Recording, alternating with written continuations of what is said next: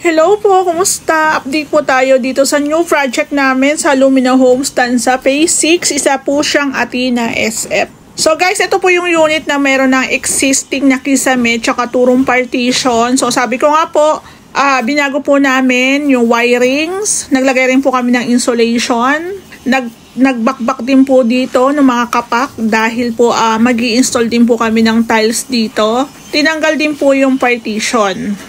So, yung hagdan po natin, ayan, lalagyan po natin yan ng rust converter kasi puro kalawang na. Pero goods naman yan, may kalawang lang. So, yung bathroom dito po sa second floor, ito po yung request ng may-ari na magkaroon po ng bathroom sa taas. So, sinagad na po yung ating CHB dyan.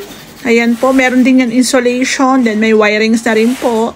So, naka-plastering na rin po siya. Then, na-order ko na po kahapon yung ating mga tiles na gagamitin dito. So, pwede na po yan i-tiles.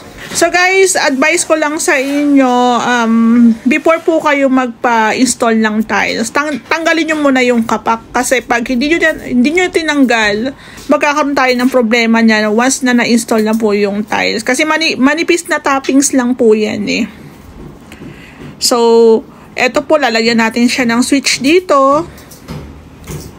Tapos, ongoing din po pala yung ating extension. Sa mga nag-i-inquire sa akin, ito po yung sinasabi ko. Kaya minsan nagtatanong po ako sa inyo kung ano yung plano nyo sa extension. Harap tsaka likod.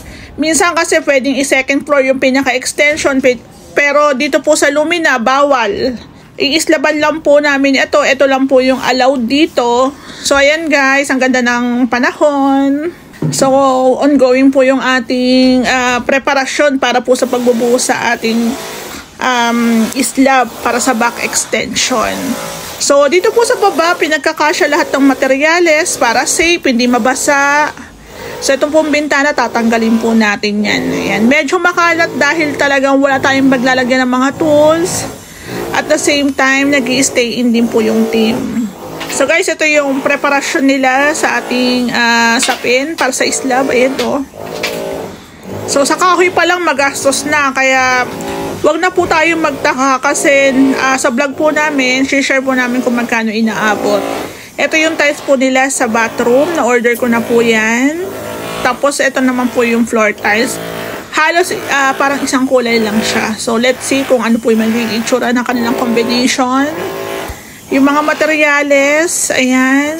Kaya po dun sa mga nagpapagawa ng bahay or magpapagawa pa lang, manood po kayo sa aking vlog. Kasi minsan, binibigay ko na po yung material cost, lalo na nagkakaroon din kayo ng idea sa pinakasukat. Ayan, ito po ang front extension natin. Roofing naman dito, fence, tsaka po gate. So again, wag na po magtaka kung mahal po ang materyales. Kasi araw-araw po nagbabago po ang presyo ng mga yan.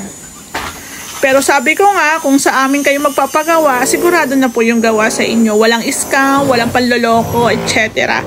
Kaso ang problema po namin dito sa Lumina, wala kaming tubig. Ayan. So, naghihintay po kami ng rasyon.